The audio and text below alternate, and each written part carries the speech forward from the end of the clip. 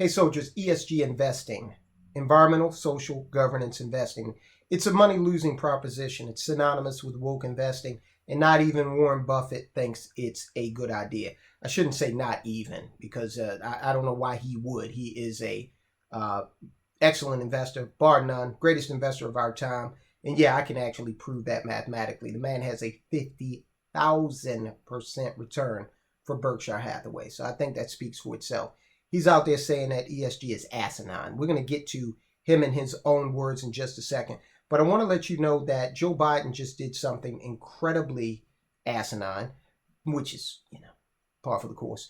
He actually has made it more difficult for you to make money by linking your retirement assets to woke investing, okay? And taking you down that path of getting woke and going broke, whether you like it or not. So you need to really understand what's going on so that you can steer clear to the extent that you can. You got to be aware.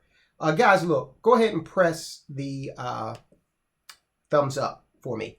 Help me with the algorithm, okay? Help spread this message. Also, if you're not a soldier of finance, it's easy to become one. Just hit subscribe and enlist. Let me know in the comments that you did, and I will salute you.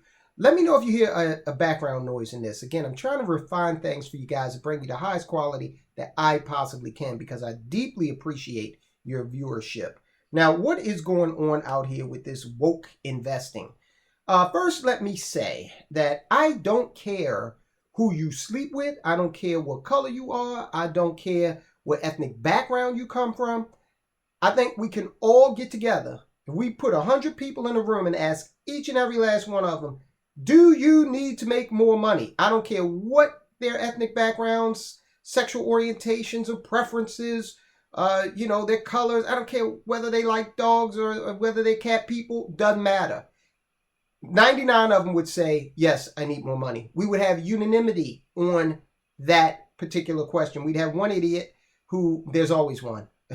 We'd have one idiot that wanted to be contrary, but deep down he'd know that he needed money too. So when we look at diversity and inclusion, why are we never thinking about those things that bind us? We're always focused on what separates us. But let me tell you something, making money, that's why you are watching the channel today, I presume. I know it ain't for my good looks. So let's get into this. Biden uses his first veto to defend rule on ESG investing. U.S. President Biden rejected a Republican proposal to prevent pension fund managers from basing investment decisions on factors like climate change in the first veto of his presidency. He says, I just signed this veto because the legislation passed by Congress would put at risk the retirement savings of individuals across the country. No, Joe Biden, what you just did is going to jeopardize the retirement savings of people across the country. And again, give me just a second. We're going to get into exactly what Warren Buffett has to say about this, okay? Because he's no fan. And again, this is a man that is in command of a company with a $600 billion market cap and a 50,000% return on investment. Who's going to argue with that? Well, idiots always try to argue, and we will demonstrate that in a minute. The bill cleared Congress on March 1st when the Senate voted 50 to 46 to adopt the measure to overturn a Labor Department rule which made it easier for fund managers to consider environmental, social, and corporate governance issues for investments and shareholder rights decisions. Listen, the only thing, if you're operating a legal business and they're not going to have you listed on anybody's stock exchange if you're doing something illegal, I want to know how much of the units of the company is the company selling, how much profit they're making, what the expenses are. These are the kinds of things I want to know. I don't need to know how many black people who have a certain sexual orientation and maybe, a disability, or is that even allowed? Yes, of course it is on the Soldiers of Finance channel. Disability, who cares about all that? I don't. The person can show up in a wheelchair, be a mulatto, and, be gay. As long as they can do the job, I don't care. I want the money. All right. That again is what unifies us here. So this bill would have put the brakes on allowing these fund managers to mix in all of this unicorn garbage into what is supposed to be just looking at this from a fundamental financial standpoint. All right. They're injecting feelings. U.S. military is out there saying, yeah, well, we want people to feel more included. All right. We've got ESG in our programs here and diversity and inclusion, as if the uniform didn't already do that. Right. Okay. So we're going over, above and beyond, and we are getting huge diminishing returns because this stuff is supposed to unite. Well, it's dividing.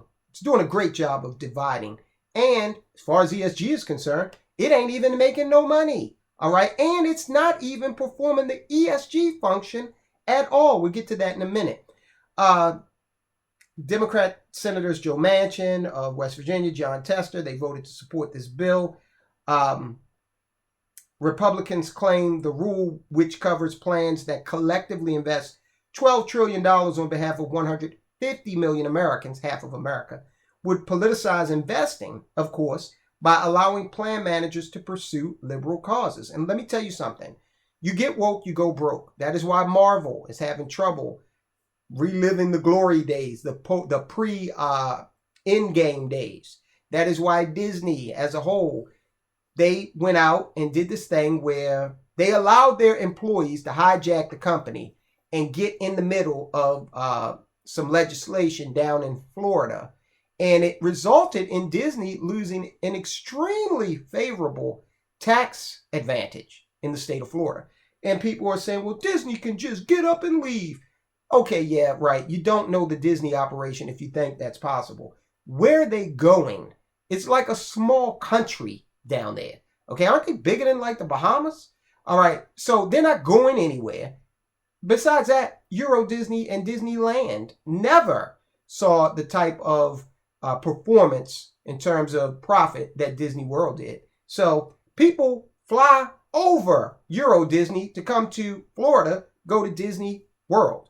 All right, so that ain't happening. But it's an example of how woke politics got in the way of what a business is supposed to be doing, serving the clientele. Okay, Ford is in the process of killing its business by saying that the money that they're investing in electric vehicles, they're losing billions. And they're saying they're a startup. They said, yeah, startups lose money. So this is just par for the course. We're losing money, and that's okay. And guess what, Ford? You're not a startup. So startups don't pay dividends. You're an old line company. Act like it. Push back on some of these states that are saying, oh, we're going to end ICE cars, internal combustion engine cars, by 2035. Whenever you have the government driving that type of societal acceptance, it never works. It didn't need to happen that way with the smartphone. The technology got better. The people made the choice because it was cheaper. Long distance has basically been abolished. Okay. I don't even know if half of you watching this remember what long distance was. You had to pay to call 50 miles away. You had to pay over and above. You've got more features. The phone has like 100 features in it. So government didn't need to come in and say, we're going to end landline phones by X date. No, the innovation took care of it. The market took care of it. And if you are mandating these things on this ESG, tip, never going to work. All right. So ESG doesn't work. It just doesn't work. And Harvard has the numbers to prove it. They're saying that the ESG funds perform poorly in financial terms. In a recent Journal of Finance paper, University of Chicago researchers analyzed the Morningstar sustainability ratings of more than 20,000 mutual funds representing over $8 trillion of investor savings. Although the highest rated funds in terms of sustainability certainly attracted more capital than the lowest rated funds, none of the high sustainability funds outperformed any of the low rated funds. So not only they're not performing, return on investment's not happening the way they hoped it would. On top of that, the things aren't even performing in terms of their stated function, which is helping the environment, helping us to live this utopia. The result might be expected, and it is possible that investors would be happy to sacrifice financial returns in exchange for better ESG performance. I wouldn't. I don't know about you. I don't know if you're going to place virtue over and above profit in an investment. Now, if I want to be virtuous, I can continue my work with providing food to certain soup kitchens. Okay, these are two different things that we're talking about. Because when I retire, I cannot go to the pharmacy and demand medication by saying I supported Black Lives Matter, okay, or I supported this rights organization or that rights organization, or I was down with climate change. They're going to say, great, sir, that's all well and good. The bill comes up to $356.75. Will that be cash or charge? Researchers at Columbia University and the London School of Economics compared the ESG records of companies in 147 ESG fund portfolios and that of U.S. companies in 2,428 non-ESG portfolios. They found that the companies in the ESG portfolios had worse compliance records for both labor and environmental rules. They also found that companies added to ESG portfolios did not subsequently improve compliance with labor or environmental regulations. So you're not getting the return, and you're being fooled into thinking you're doing something virtuous because you're not getting that either. This is why Warren Buffett has said that ESG is asinine. When he was asked, well, will any of your subsidiaries be reporting their ESG scores? You know, how many people, how many boxes can we check? You know, how many straight compared to gay, white compared to black, men compared to women, on and on and on, okay? None of which has anything to do, if you're hiring people who are the best people for the job, then none of that has anything to do with the performance of the financials, okay? So here's what Warren Buffett has to say in his own words about that. 24 men and women work with you, Warren, at our corporate office. I see from last year the quality of the picture has been improved in the annual report, so congratulations on that. However, looking at it, there is something that comes to anyone's attention, and is the lack of diversity among the staff. A 2015 analysis by Calvert Investments found that Coca-Cola was one of the best companies for workplace diversity, while Berkshire Hathaway was one of the worst. You've explicitly stated that you do not consider diversity when hiring for leadership roles and board members. Does that need to change? Are we missing any investment opportunities as a result? And do you consider diversity, however defined, of company leadership and staff when analyzing the value of a company that you may want to purchase? Well, it's a multiple part question. The answer to the last one is no. What was the one before it? You've explicitly stated you do not consider diversity when hiring for leadership roles and board members. Does that need to change, and are we missing any investment opportunities as a result? No, we will select board members, and we lay it out, and we've done so for years, and I think we've been much more explicit than most companies. We are looking for people who are business savvy, shareholder oriented, and have a special interest in Berkshire. And we found people like that. And as a result, I think we've got the best board that we could have. We're not interested in people that want to be on the board because they want to make $200,000 or $300,000 a year, you know, for 10% of their time. And we're not interested in the ones for whom it's a prestige item, and who want to go and check boxes or that sort of thing. So I think we will continue to apply that test: business savvy, shareholder oriented, and with a strong personal interest in Berkshire. There was a Reuters article that came out back in 2021. They said Buffett's ESG snub risk alienating Wall Street. Nope, not at all. With a $50,000 50,000 return, 50,000%. That even is cumbersome to say because you don't hear it that often, right? With that kind of return, no, Wall Street is not going to be alienated. I, for one, am not. And remember, we are Wall Street.